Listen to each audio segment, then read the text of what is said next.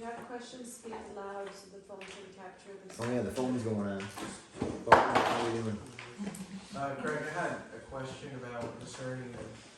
How can you discern a female if she's productive and not lazy? How can you discern a woman that's lazy? I'm a guy, so I can know how men can be lazy, but I don't know much how perhaps a woman can. Well, I guess this kind of does feed into. I have a persuasion that I feel like it's important to get to know somebody before you marry them. I think a decision that important requires time to get to know. Because listen, I'm not suggesting there's any, like I said before, this is no hookup room or anything, but I'm not suggesting that even if this was a situation where God was going to marry two people in here, Yeah. this is not exactly the setting until you get to know them. Right. And you have limited knowledge of somebody in a segment like this. I mean, you got to ask questions. You got to get to know the people that know them, and but I guess my advice on any kind of pursuit for somebody is to know up front whether there's a mutual interest in that pursuit. I feel like that's very important. Otherwise, you expend all this energy, get your heart's invested for no purpose at all, and it's foolish to invest yourself in an individual when the other individuals doesn't have any desire. Right? I mean, you don't want that for yourself. I don't think you want that for them either. I think it's to handle that on the front end. But there's, the avenues of the people that know them best. Way to find out about their work ethic. I think in a lot of ways you can tell.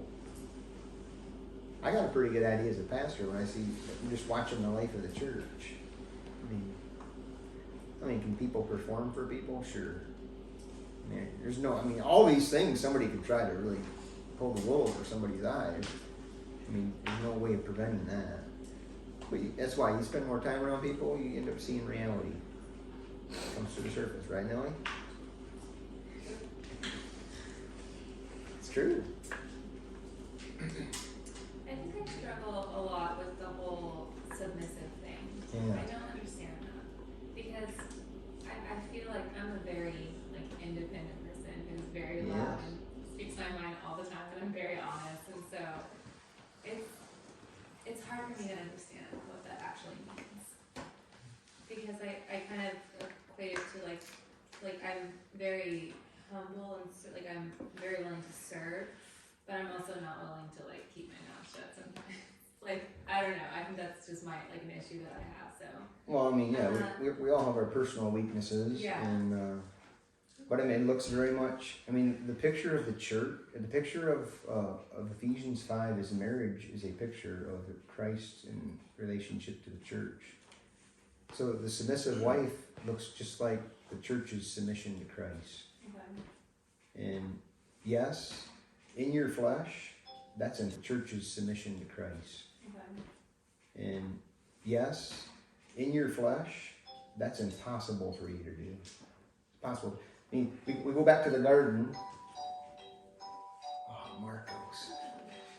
I'm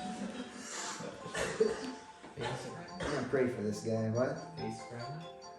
Yeah, it's the guy who's left his church. I was sharing this at Grace Group. He left his church.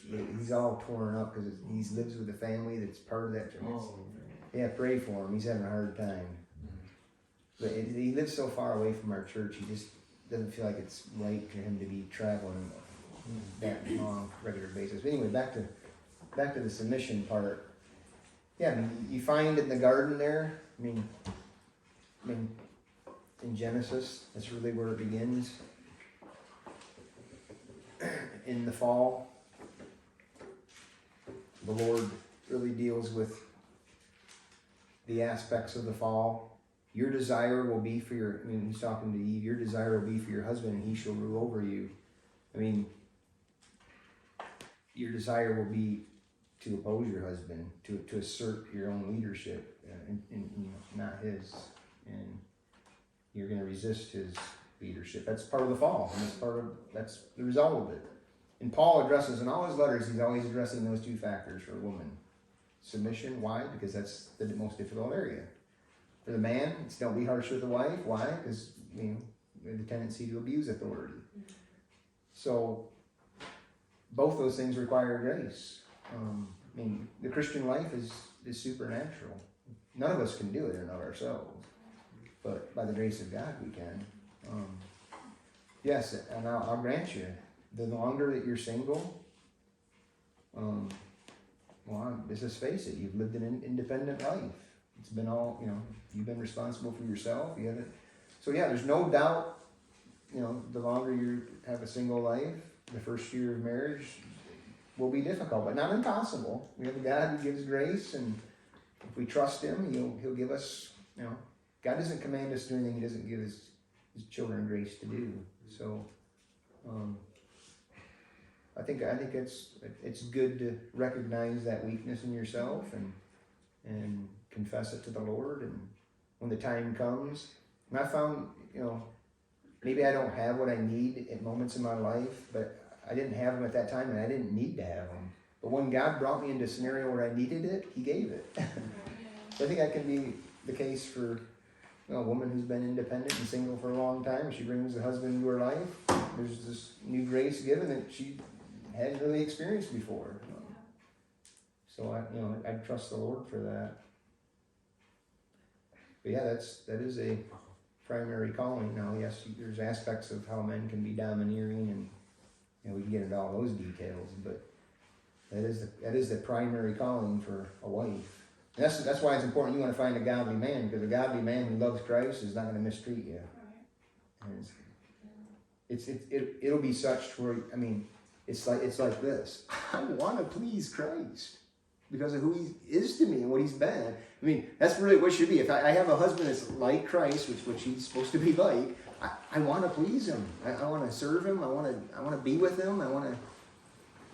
That's as much as that husband is like Christ, it'll be that much easier to submit to Him. Because I could say I am the same way of my opinion. This woman here is very independent. And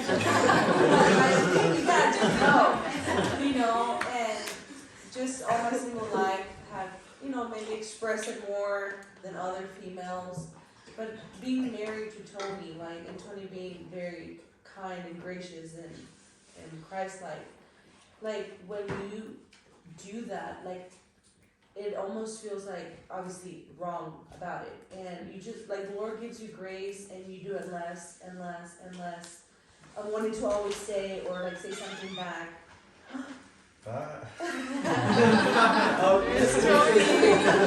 She was just boasting about you.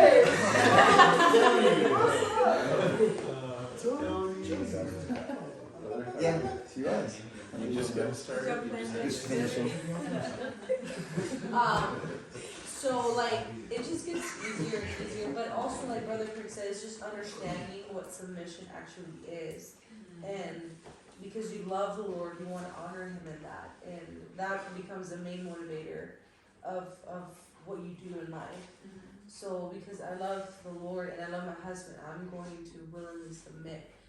And there's times where maybe you just don't want to, your flesh is oh, I don't want to go work out right now with Tony, but and you just fight, and the Lord gives grace, and then He changes your heart, and you do it with joy.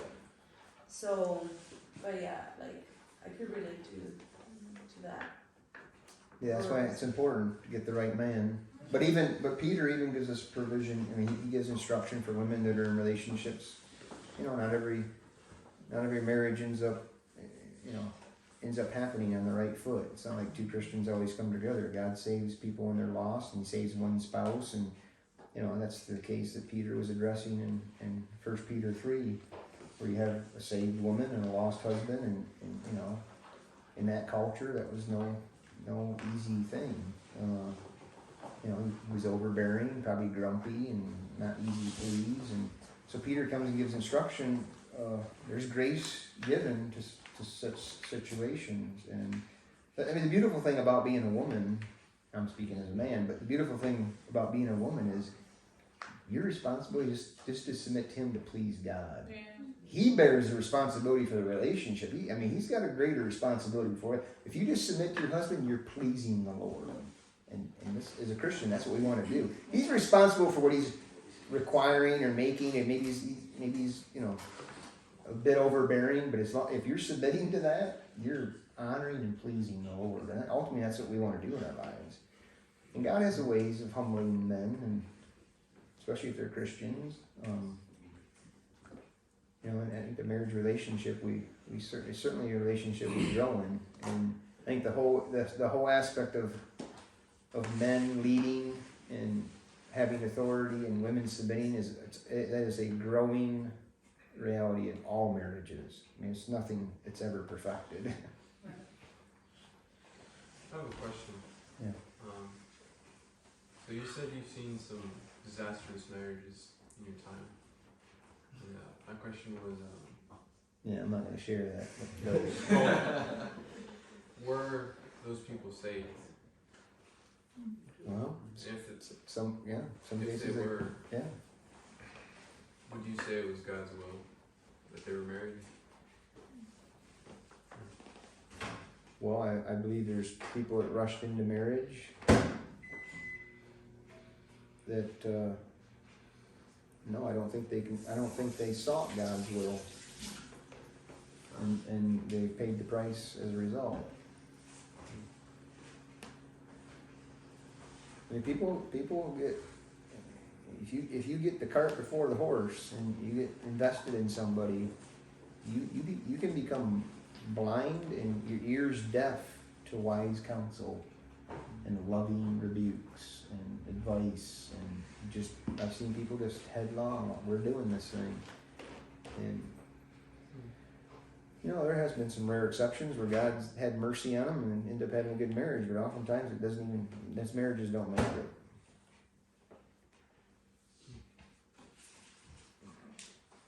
Question. Yeah.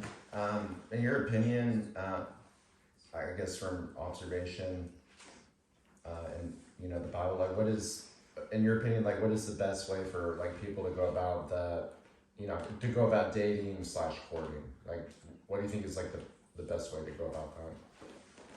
Well, that's an area where you get people have very strong thoughts and there's certain circles that I think this is the only way. I don't think there is a one. I mean, that's part of the reason why I gave you that list in the beginning. It's like all these varied ways that it can happen. Mm-hmm. I just think you got to be very careful, recognize you don't want to put yourself in vulnerable situations. I think people need to get to know each other. And, if you're adults, I expect you're going to put yourself in places where people can meet in public areas where you're not going to be tempted to do, go certain directions and have private conversations. And I think that's important. You got to be able to talk to an individual, get to know them. And so that's what I've encouraged people to do. Spend time, and I got a questionnaire of 180 questions that I think is very important that you get to the bottom of right away. Actually, Tim created it, but he used it for premarital counseling. I'm using it right off the bat, just saying, talk about this. Because if you're not on the same page, this thing's over. It's over before it begins. You want to get to the real deep, hard issues and make sure you're on the same page in life. I mean, if you're not, it's not something you want. You can't get that just being at a fellowship. You gotta sit down and devote some time to talk about things, right? Craig, I have a question. Yeah. So, what do you have the whole problem with the mysterious thing?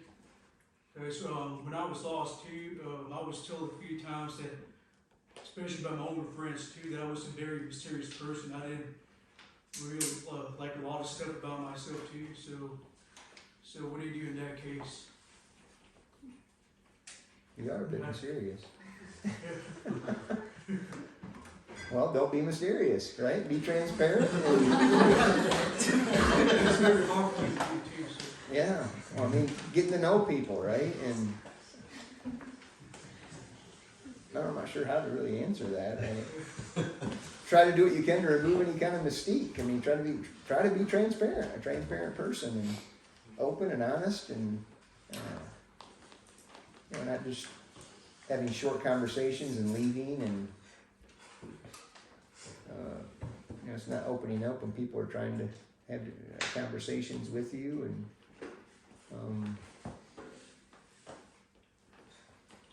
I mean,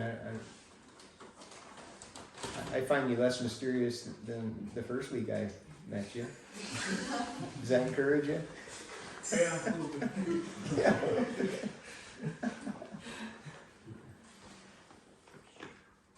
We can talk privately about that. Yeah, sure. I mean, there are some things I can do, but I don't want to say it publicly. For the marriages that are difficult, were they counseled to not get married? Well, there's been cases, yes. People acted against counsel. Were there more cases of those bad marriages that went against counsel than not? Would you say?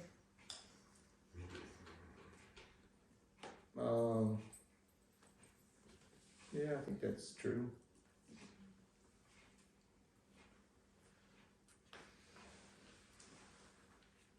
Craig, I had a question, simple personal question for myself. How much should preference, and I won't mention name preferences because all of us have our own preferences, Yeah. but how much should preference be the precedent or the predominance in the search for a spouse? And I'll give a personal example.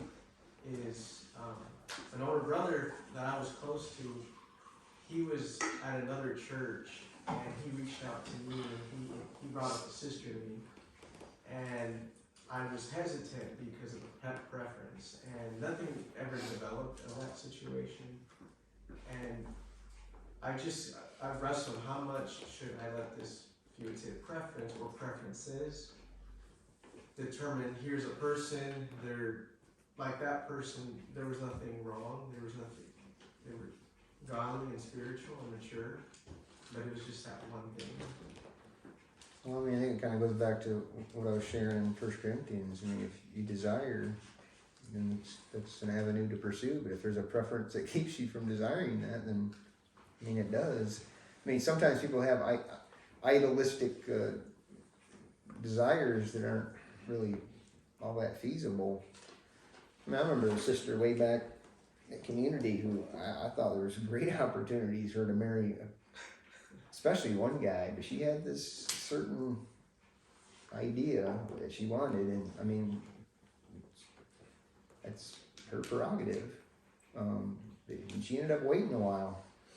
The Lord ended up giving her, I mean, she waited on the Lord, and the Lord gave her a very good man. I don't think he quite fit that. I don't think he quite fit that preference that she had. But he ended up being a very, very good brother. They got a very good marriage, very godly man. But it wasn't the way she thought it was going to be. So they're not necessarily wrong to No. have preferences. No, why would it be wrong? For example, Listen, if I have a specific preference for somebody, and God never brings it, then I guess I'm not ever getting married. for right? example, I mean, I don't know. I want to marry.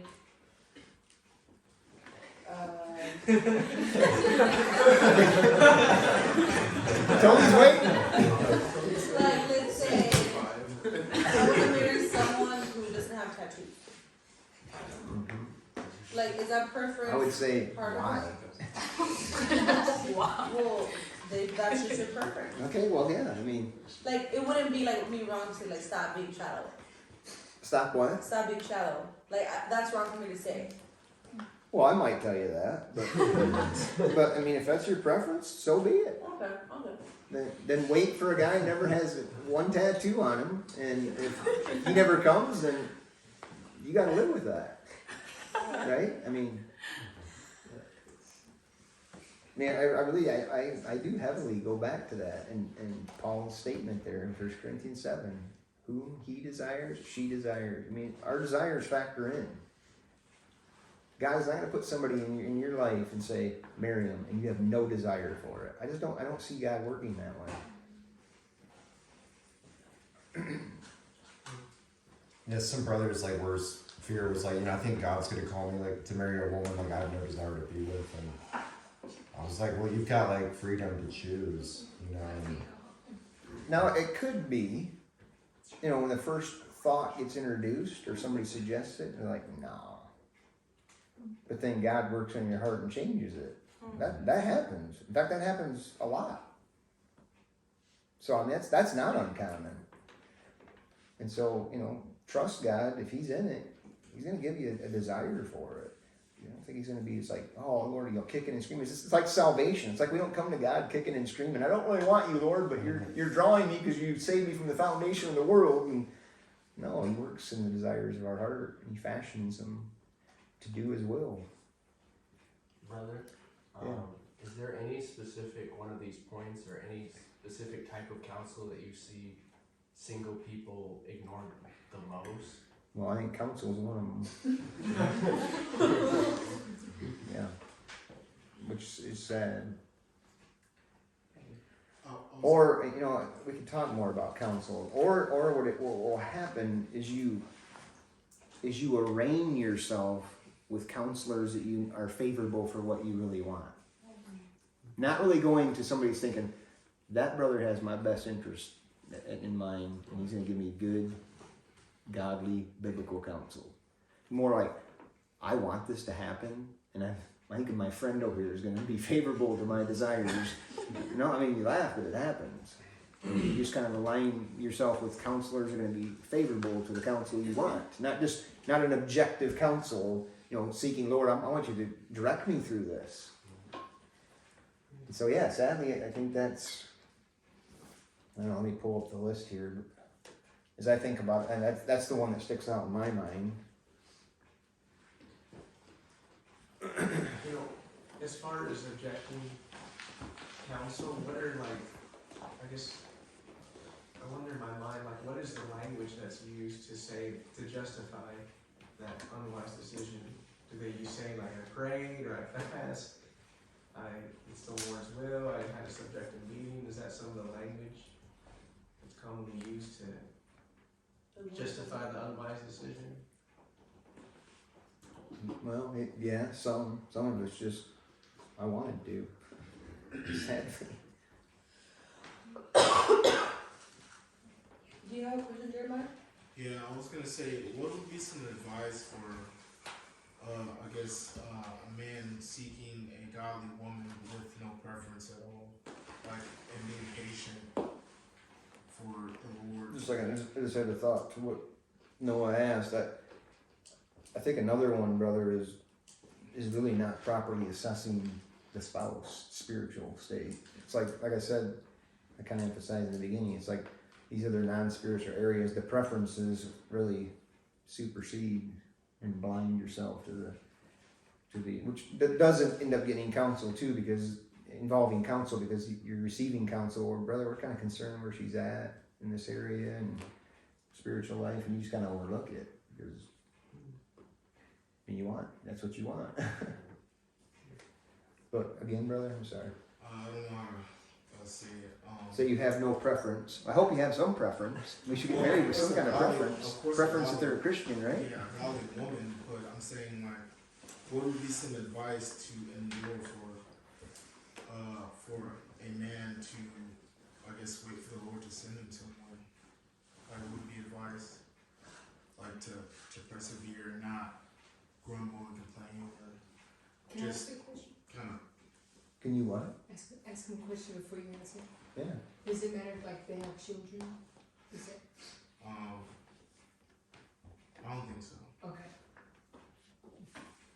I mean, part of that struggle is ascertaining where we're at in our Christian life. I mean, like I said in the beginning,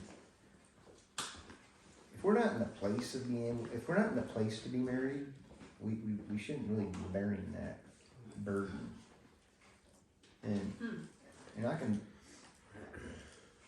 it really needs to be dealt with personally. But I'll just say this as a general statement for men: you don't have a career, that can support, it's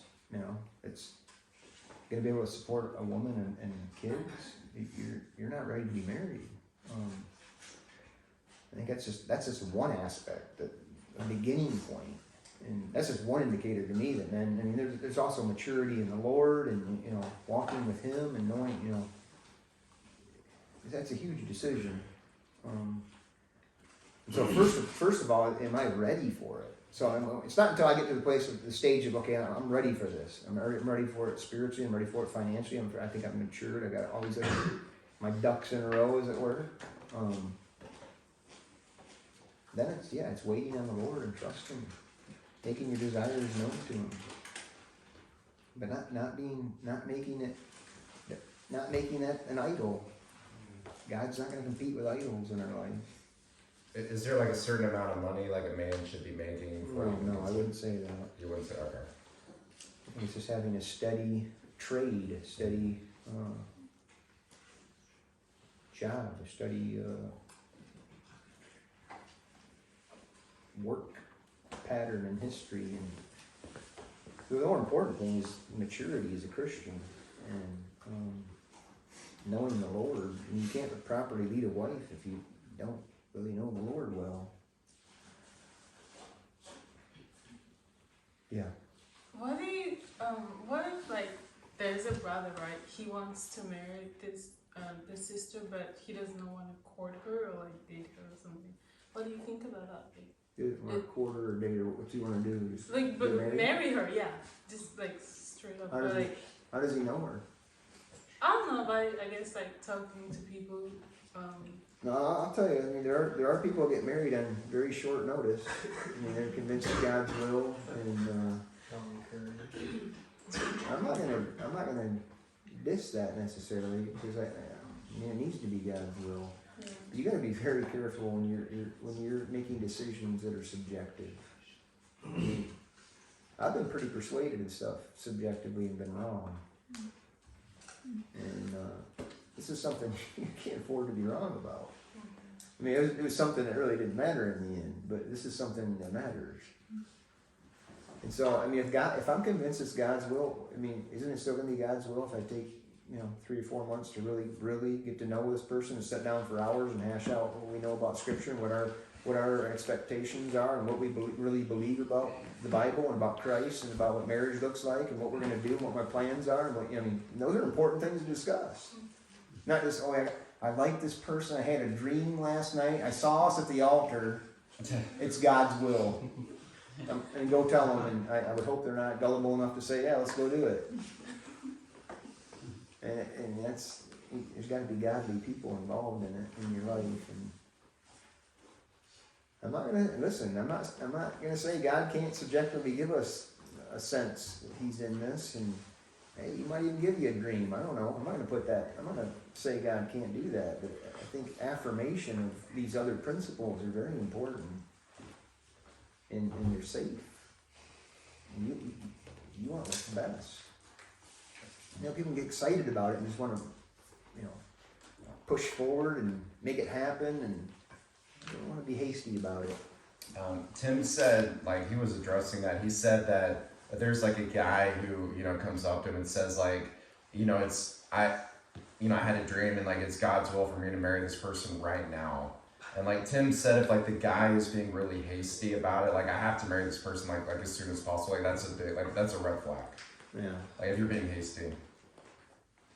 Yeah, I mean, anybody that tells me they had a dream and this is God's will and whatever it is, we got to do it right now, that's not convincing me. Yeah, one of the fruit of the Spirit is patience. Yeah. That's good. We can So what easily be is led astray. the first question you would ask someone if they would be interested in your daughters? It depends on who the someone is. You don't have a list of questions? Oh, I got many.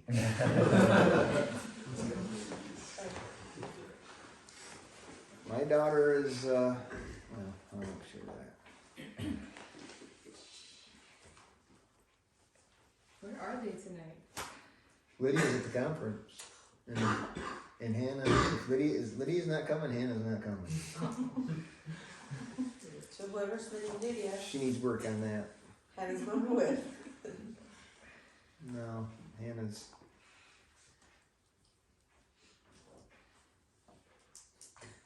I told Lydia, you're going to miss out on all the points and what to look for in a spouse. And she said, what do you mean? You're going to find the spouse for me. So, Oh my goodness. she said, so.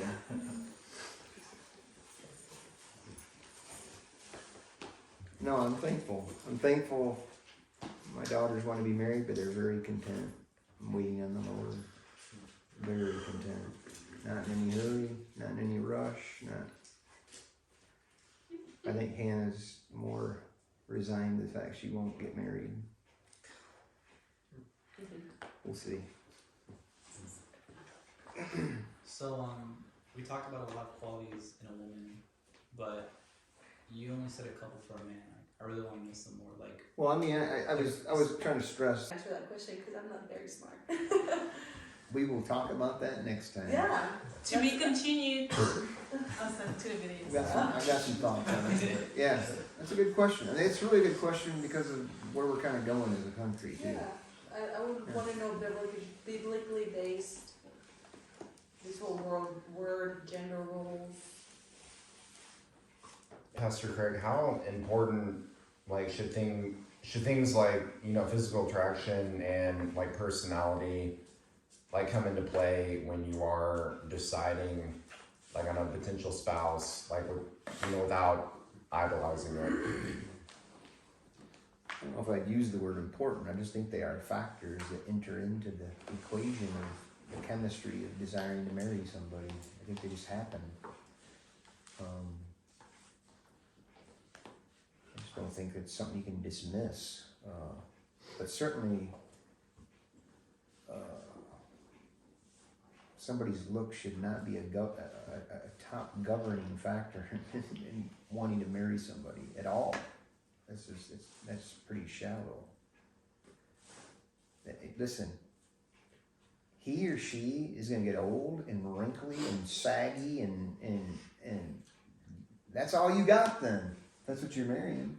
I mean, you want substance. I mean, you want substance when real trials come into your life and, you know, you got a family person and kids, you know, one of your kids gets in an accident and you're in the hospital and you need something to lean on, a rock. You want, you know, to counsel on a woman and know something of God is able to hold you up and you're able to hold her up in the massive trials of life. We don't know what we're going to face. In fact, you might think you're going to marry some beauty queen. She gets hit by a semi and she's a quadriplegic her whole life. That's, and if she doesn't know God, what have you done? So yeah, I mean, the substance has to be the main thrust of what we're looking for. It's I mean, I love my wife, attracted to her in some ways. I mean, you do see the beauty of somebody as you grow with them. But externally speaking, she's not the beauty queen she was the day we got married. It just doesn't. I mean, I'm not either. I mean, it's just we get old. That's just an allegory in itself of the vanity of investing or deciding to live with somebody based on that. You're basing on something that's fading away, when really what we should be doing is investing in that which is eternal, right?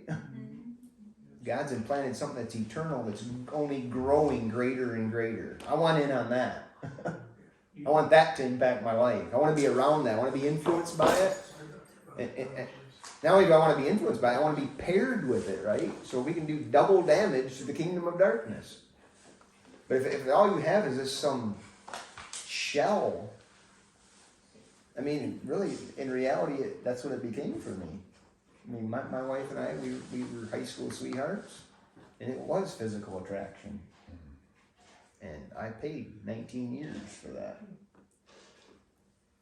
Praise God, He saved her. I'm very thankful for that.